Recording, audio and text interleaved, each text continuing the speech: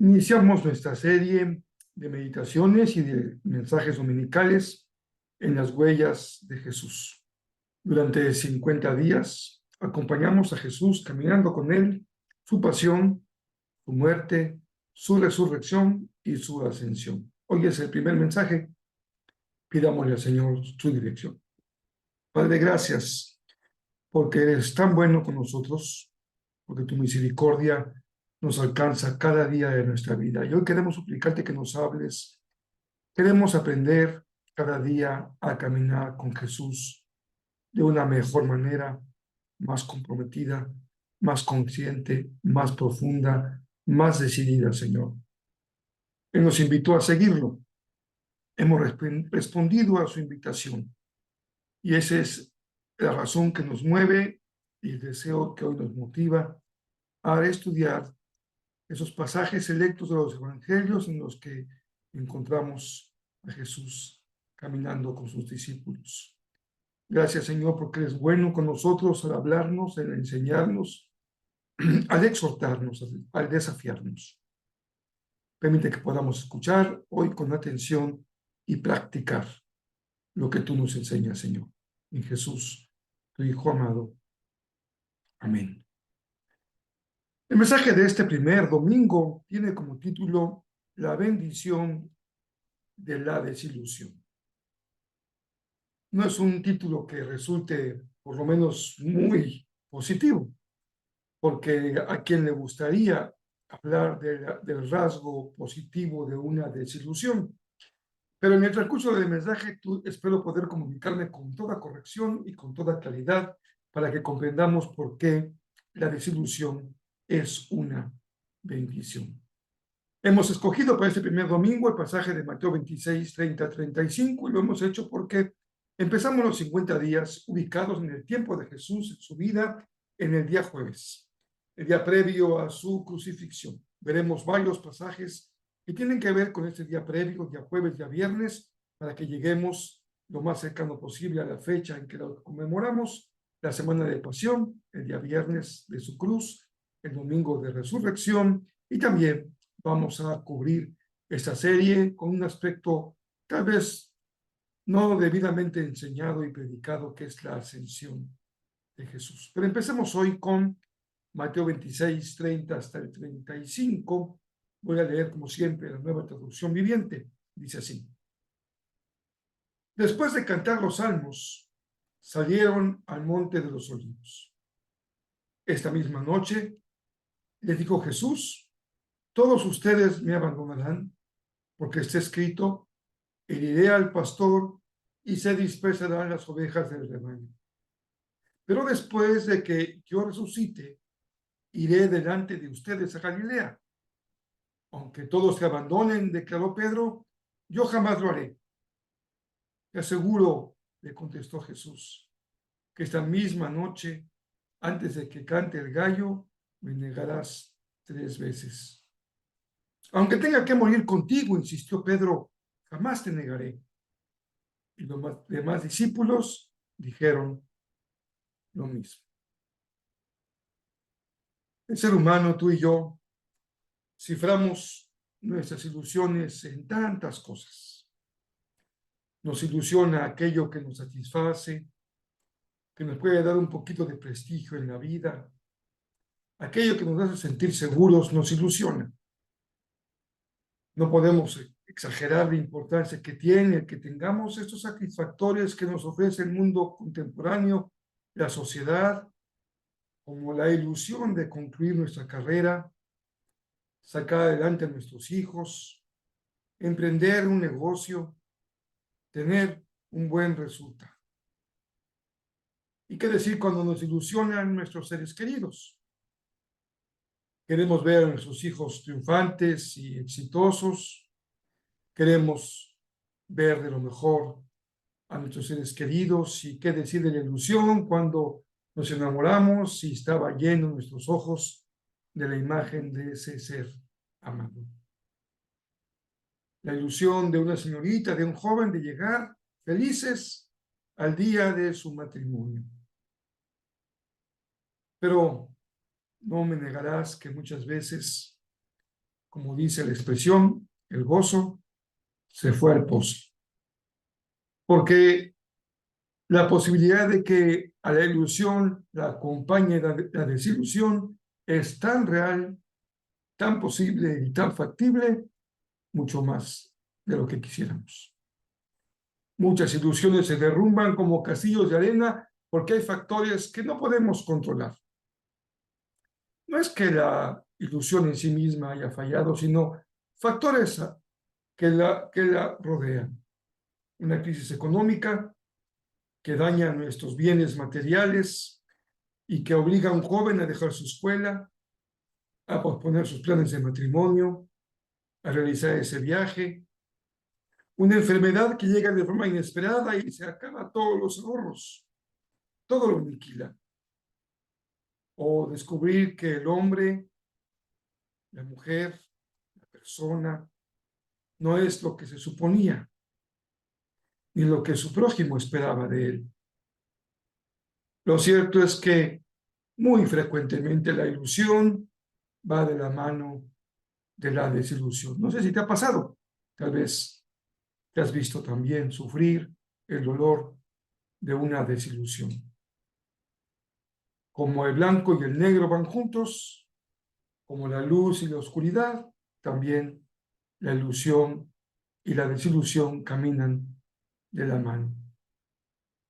Pero el título del mensaje de hoy me permite expresarte y enseñarte lo que la palabra de Dios dice acerca de la desilusión como la posibilidad latente de construir otro tipo de ilusiones, de poder encontrar la bendición de una desilusión. Cuando podemos mirar cosas mejor fincadas, más maduras y con una fe bien fundamentada. Alguien ha dicho que hace falta mucho valor para ver en las ruinas de un desastre que nos mortifica, que nos humilla, que nos lastima, los elementos del futuro éxito. Y nada más contemporáneo para esta frase que la terrible tragedia de los temblores, terremotos de Siria y de Turquía. Sin duda que será difícil en los ojos de un joven ver su ciudad destruida, tal vez en Ucrania, en Turquía, en Siria, y encontrar en esas ruinas la posibilidad de un futuro mejor. Pedro y los discípulos necesitaban más que valor, fe, para vencer su desilusión y para ver en la desilusión una bendición. En esa desilusión, Dios estaba fraguando la esperanza de toda la humanidad. No solamente la desesperanza y la esperanza de Pedro y los discípulos, sino de toda la humanidad. También es verdad que debiéramos pensar un poquito más acerca de nosotros mismos y las ilusiones.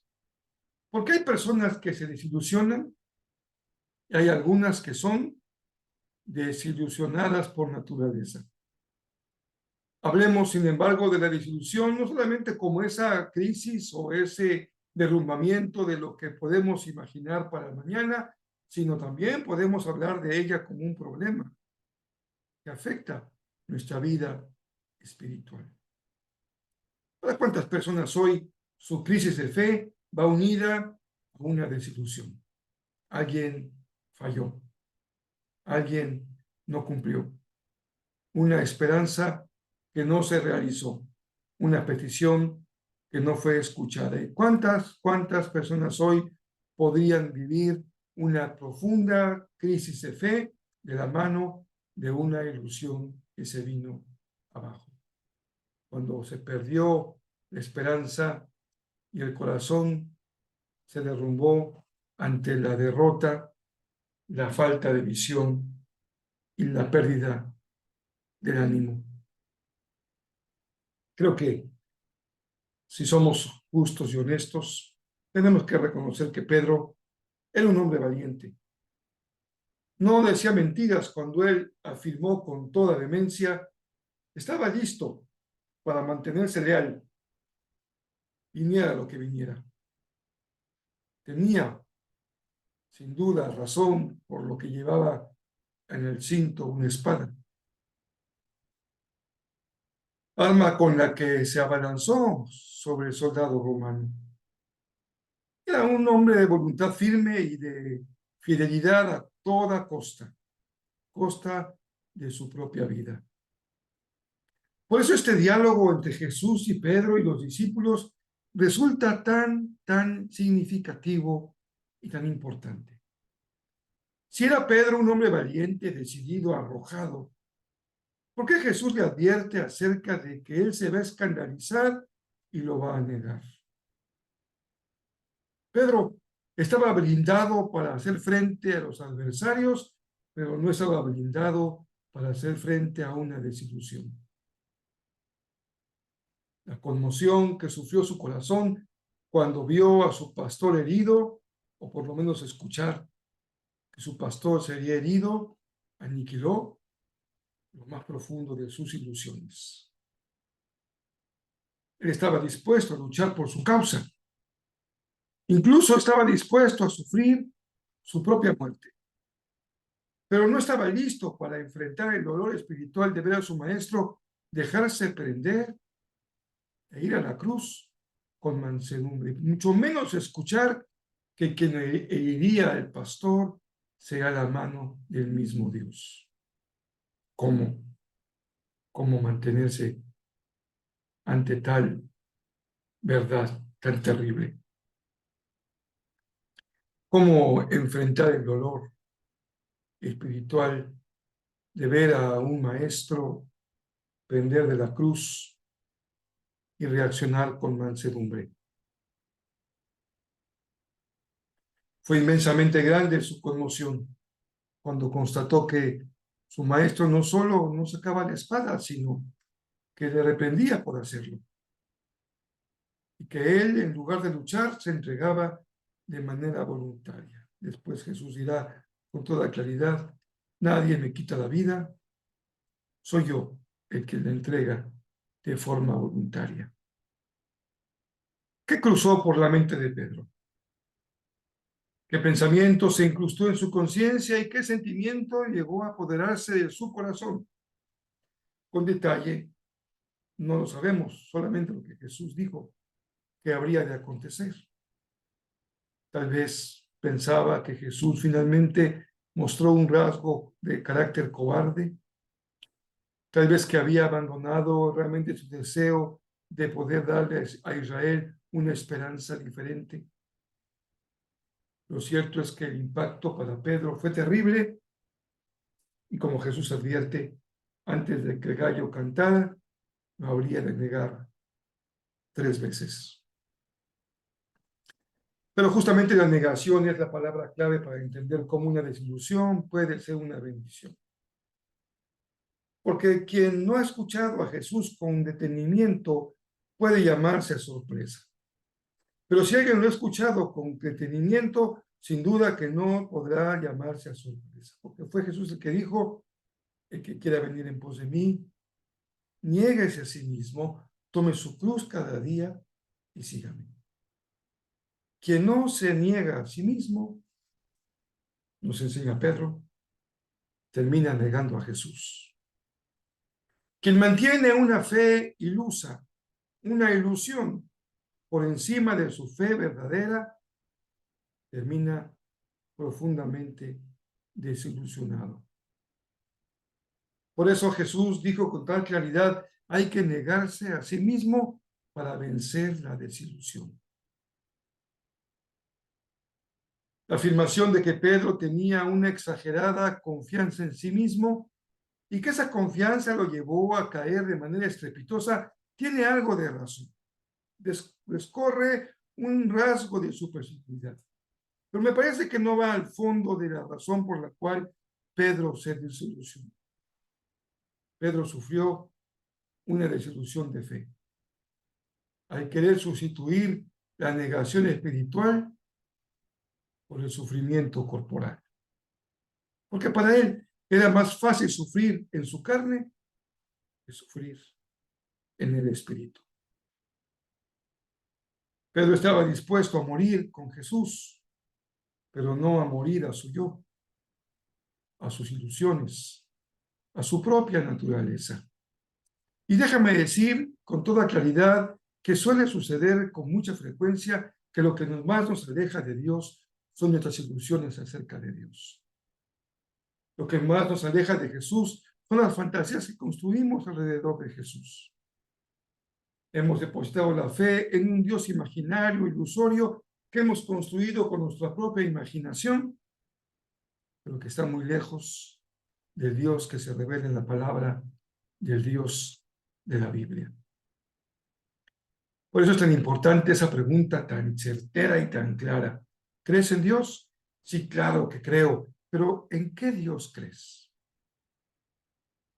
Nosotros podemos decir con toda claridad, yo creo en el Dios de la Biblia, en el Dios que se ha revelado en Jesús, por más de que esa revelación de Dios en Jesús sea una razón de estrepitosos escándalos y caídas.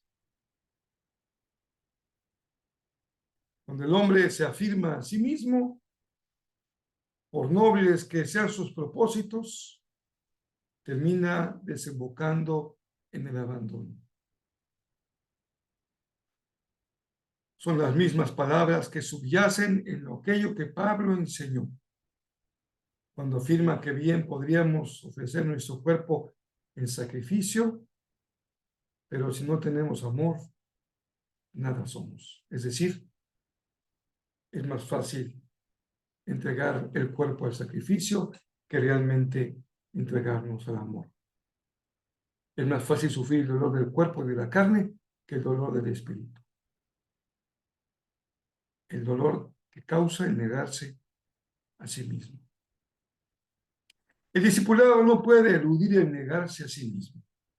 De la misma manera que la misión nunca puede cumplir, tomar la cruz cada día. Esto es seguir a Jesús. Por eso Jesús se revela en este pasaje de Mateo 26 como el pastor que ha sido herido. Creo que esta dimensión de Jesús como pastor es extraordinaria. Lo hace tan cercano, tan humano, tan vulnerable, tan cercano a nosotros cuando vemos que sus heridas fueron tan profundas y su dolor tan agudo que Pedro no podía ver en él la revelación de un Dios poderoso, omnipotente. Pero Jesús, con toda claridad, le dice a Pedro, Pedro, esto ya había sido profetizado. Tal vez, Pedro, te has olvidado del profeta Isaías cuando habló con claridad del siervo sufriente, y te has olvidado del profeta Zacarías cuando habló del pastor herido. Razón para que el rebaño se dispersara. La razón por la cual el rebaño se dispersó es que el pastor había sido herido. Y no hay otra forma de cumplir su misión redentora que las heridas de Jesús. Jesús sabía que ser el pastor herido significaba que no era posible eludir la cruz. No podía pasar más allá de su humillación, de su soledad, de su deshonra, del abandono del Padre que escucharemos en su voz en el día viernes de la crucifixión, en el momento culminante de su muerte. El pastor herido sufre profundamente en su entrega voluntaria, en la soledad de su abandono, porque todos se han ido, y en la deshonra que la cruz pondría sobre él. Sufre en su cuerpo, como lo veremos en los próximos días, y sufre en su espíritu. ¿Qué mayor sufrimiento puede llevar Jesús en lo profundo de su ser que el percatarse de ver la manera como el hombre repite una y otra vez su mismo comportamiento? Como no sufrir al ver el pecado del hombre.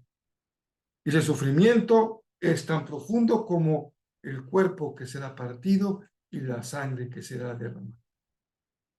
Porque Jesús sabe que en la economía de la salvación de Dios, sin derramamiento de sangre, no hay remisión de pecados. El siervo sufriente a nadie le es agradable, dice Isaías, y voltearemos de él nuestro rostro. Su herida de muerte afligió su cuerpo y afligió su espíritu, pero afligió aún más a Pedro, el discípulo, que no sabía cómo seguir a un Jesús del sufrimiento. Por ello, la manera en que la desilusión se torna en bendición es porque nos enseña a negarnos a nosotros mismos. Ya sea que caigamos en la desilusión o que seamos unos desilusionados por naturaleza, es preciso acatar para la vida de Jesús y nuestra propia vida la voluntad la voluntad divina que nos lleva por el camino de la victoria sobre el desánimo, la dispersión y la negación. Estos tres elementos de la fe no pueden ser eludidos. Están en la voluntad del Padre para su Hijo y la voluntad del Hijo para sus discípulos.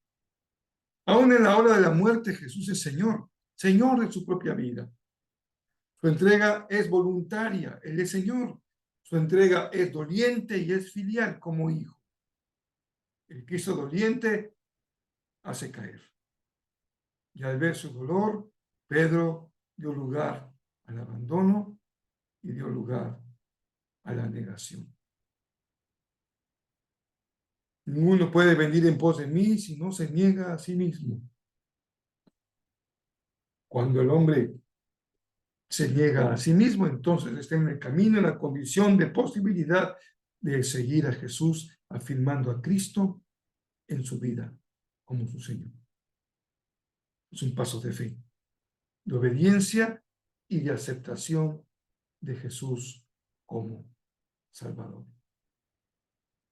Ser discípulo, amados hermanos y hermanas, amigos, queridos que podemos hoy compartir el inicio de esta serie, ser discípulo es poner nuestras ilusiones en el único que puede tornarlas en realidad, el Hijo amado de Dios, de la manera como Él se ha querido revelar. Por ello, la fe cristiana no es una proyección de una ilusión o miseria humana, sino es la negación de toda ilusión y de toda miseria humana. Es la cruz del Calvario, la aceptación y la negación de todo proyecto humano para ir adelante con éxito, sin Dios. El hombre necesita la cruz del Calvario para poder ser salvo. Es lo único que tiene poder para redimir al mundo y para transformar la historia. Por ello, el discipulado es también aprender a llevar cautivo todo pensamiento a Cristo y dejar sujeta en Él toda ilusión, poniendo nuestra ilusión en Él como nuestra ilusión, que es la voluntad de nuestro Señor. Solo en las ruinas de Jerusalén, solo en las ruinas de la vida humana, cuando todo ha sido negado y entregado, es posible que el grano de trigo caiga y muera y dé fruto. Fruto verdadero, fruto abundante que opere, que bendiga para vida eterna. Pero mantener la ilusión humana es pasar por alto la experiencia de Pedro. Es pasar por alto las palabras del Maestro. El discipulado es una dimensión de fe para cifrar toda esperanza, no en una vana ilusión, sino en Cristo Jesús. No hay otra forma de esperar la victoria de la resurrección que acompañar a Jesús caminando hasta el Calvario. Cuando las ilusiones del hombre son las de Dios y la visión de los discípulos es la visión del Hijo, entonces estamos en el camino de la bendición. Hay que seguir a Jesús y hay que confiar en Él, aunque en ocasiones no comprendamos la razón de su sufrimiento. Hay que clavarse con Cristo en el mismo madero y hay que vivir la fe creyendo en Él hasta el fin. La fe en Cristo es obediencia a Cristo y es la única manera en que Dios ha colocado en el corazón del hombre una esperanza. Porque si la desilusión puede llevarte a la negación, la fe en Jesús como Mesías sufriente, pastor herido, resucitado, te conduce al seguimiento y a la obediencia. Antes de negar al Maestro hay que confesarlo. Hay que matar el orgullo de la falsa seguridad en sí mismo y caminar el sendero de la obediencia y la mansedumbre. La desilusión se vence con la fe y la obediencia. La desilusión se torna en bendición cuando hace que eso que es falso, ilusorio, infantil, imaginario, se caiga y se derrumba y nos podamos encontrar cara a cara con el Jesús verdadero, el Jesús del Evangelio, el pastor herido. En Galilea, lugar de frontera, lugar de misión, se revelará Jesús a sus discípulos como el Dios de la vida, el que les concede la paz y les encomienda la tarea de proclamar las buenas nuevas hasta el fin del mundo. Y para ello es preciso tomar la cruz e ir en pos de él. No es una llamada al sufrimiento por el sufrimiento mismo. No es una llamada a abandonar la ilusión por el mero hecho de abandonar la ilusión. La bendición de la desilusión es cuando lo que es falso, lo que no es verdadero, se derrumba y surge como una pequeña plantita en un viejo madero, la esperanza verdadera en el Jesús de la resurrección, de la pasión y de la cruz. Cifremos en él nuestra esperanza. Vengamos hoy a pie de la cruz. Caminemos con él día a día, 50 días, hasta su ascensión. Que así sea. Para su gloria y su honra oremos. Padre, gracias porque nos invitas hoy a que cifremos toda esperanza en Cristo y que renunciemos a toda falsa ilusión. Incluso con esa falsa ilusión, toma el ropaje de una religión. Jesús, más que la expresión de una religión, es la expresión del verdadero Mesías, pastor herido, Cordero de Dios, el único que quita el pecado del mundo. Por ello te bendecimos con todo nuestro corazón y damos en Jesús, tu Hijo amado. Amén.